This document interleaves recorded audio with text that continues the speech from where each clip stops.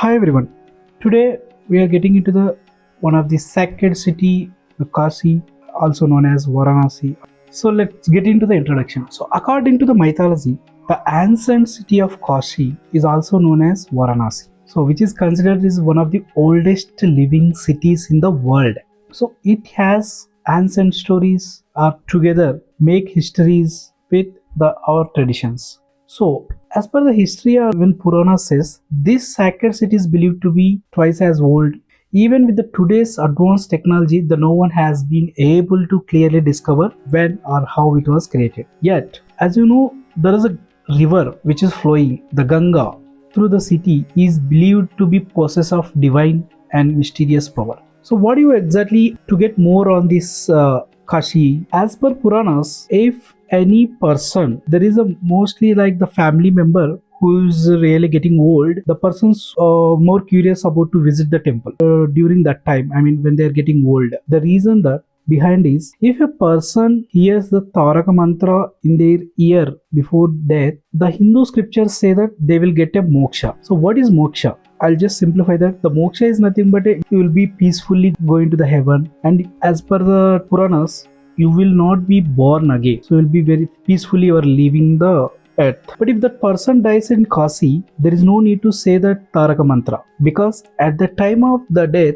the Lord Shiva himself tells the Taraka Mantra into the ears of the dying person. So how great it is, right? So the moment that mantra is coming from the Lord Shiva, which reaches to your ears, the messenger of Yama, even who come to take the soul, go back. So instead, Shiva certainly take the soul on the path of moksha. So every word what I'm saying is clearly mentioned that in the Kashi Kanda of this Skanda Purana, one of the 18 Mahapuranas. That is the way in old times, elderly people used to go Kashi in their olden days, would not return by choosing leave their body over there. Even today, more than 40,000 plus lost rites happen every year, and this is the city is nothing but a Varanasi. Is also known as a great cremation ground. So we will deeply discuss about everything in detail, how this Varanasi has created a history. So as per Hindu Puranas, we have Satya Yuga, Treta Yuga, Dwapara Yuga and Kali Yuga.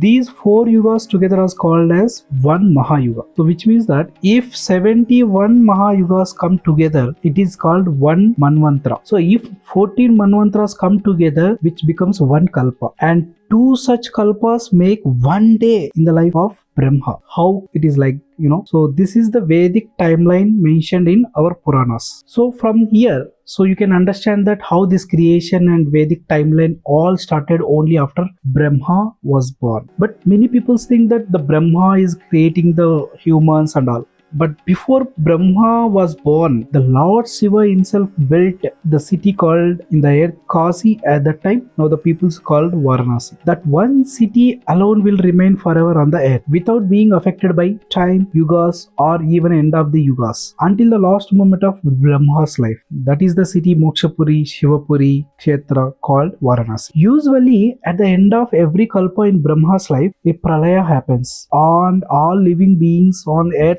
or destroyed. Then new kalpa starts again. But no matter how many kalpas change, the Lord Shiva keeps Kashi safe by holding it on his threshold. So no matter how many kalpas change or how many pralayas come, pralayas which means yugantam, so that Lord Shiva keeps the Kashi safe by holding on threshold. What exactly the how Kashi is created by Lord Shiva? Okay, let us understand why Lord Shiva had created this great cremation called Kashi. See, one day when Lord Shiva was sitting alone in deep meditation, in his divine vision like dreaming, he saw how Brahma would be born in the future and the living begins that Brahma would create the humans for good deeds those who begins would do, and the very harsh punishments they would have to face their sins to guide them on path of moksha. So one day with his divine power and strong will, he created the most ancient sacred place on this earth. As we all know, Brahma, Shiva and Vishnu, they are together. So one day when Lord Vishnu came to know about this place called Kashi, to increase the greatness of the place, to make it as the residence of Lord Shiva, he did penance in Kashi standing on one leg for 1,000 years. During that time, the drops of sweat coming from his body gathered at one place and formed into a pond. Then, when Lord Shiva came to know about this, he appeared in front of Vishnu and agreed to his wish. Shiva is nodded in his head. There is a called Kundalam. So, because of Vishnu's sweat and this nothing but the earring, the place was formed. Today we call that as a Manikarnika Ghat, the sweat of Lord Vishnu's. But some people says that the Manikarnika. So Karnika means nothing but earring. So that Karnika is also fell from the Sati's body, who Sati is wearing about that. So Mani means earring. The Karnika means from the air. It is said that if the last rites of any person's body are done at the sacred Manikarnika Ghat, that person will come out from the cycle birth and death, will surely attain moksha. So this is the where the one of the Manikarnika Ghat were formed in the Kashi city. There are many ghats because we have gathered such more information which is valuable to provide the audience, the Manikarnika Ghat and Harishchandra Ghat. So that later you will come to know. So after some time of Kashi being created, the Brahma was born and creation started. In the early phase of Satyuga, Brahma had a mind-born son called Prajapati Daksha. With the time, the Prajapati Daksha had a very beautiful daughter named as Sati Devi. When Sati Devi saw Lord Shiva, they liked together. They are about to getting the marriage. After few hundred years of their marriage, one day the Prajapati Daksha was conducted a puja, which is called Daksha Puja. So Prajapati Daksha is actually the father-in-law of Lord Shiva. So when he was performing that Daksha Yagna, the Prajapati did not invited the Lord Shiva and Sati Devi to this yagna. So even though they were not invited, when they came there, Daksha insulted both Shiva and Sati Devi very badly. Due to this insult happened for Lord Shiva and Sati Devi has decided she couldn't able to control and she jumped into the fire of that yagna and she ended about to her life. By seeing this Lord Shiva, he immediately took her bodies in his hand, which is called a Rudra Tandava, which means that of anger he is doing this, which means he is ready to destroy all the worlds, which is going in out of hand. He used his Sudarshana Chakra and cut Sati Devi's bodies into 51 pieces. So the 51 pieces fell in a different parts of across world.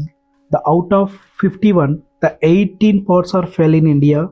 Those we call it as a Shakti Pitas. Among those 18 parts, it is said that Sati Devi's ear part fell in Kashi. Because of that, the Vishalakshi Amma Shakti Pita was formed in Kashi. So there are in the two places where it is in Sri Salem in Andhra Pradesh and Kashi at Varanasi, the Shakti Pitas and Jyotirlingas as together.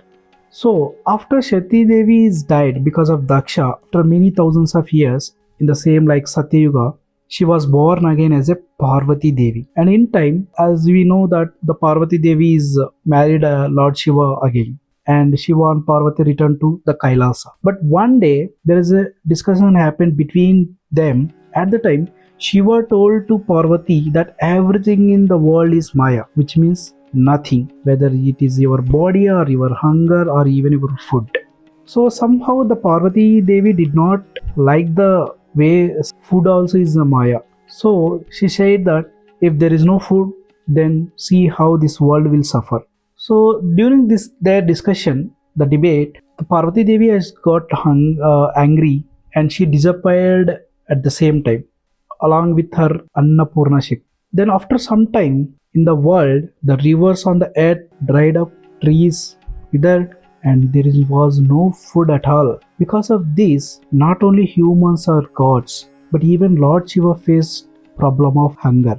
This was happening in some days slowly. So the Parvati has decided appeared as a Annapurna Devi and started giving the food to everyone who was suffering from the hunger. Then Shiva understood that food and hunger are not Maya. Feeling is a hungry.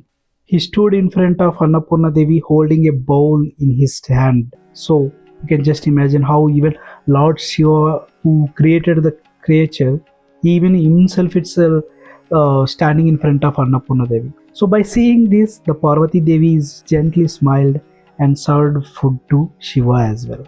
That is why even today, In the Annapurna Devi temple in Kashi, the idol of Annapurna Devi is holding a vessel of food in one hand and serving food with the other hand, while the idol of Shiva stands in front of her with his hand stretched out, receiving the food in a bowl.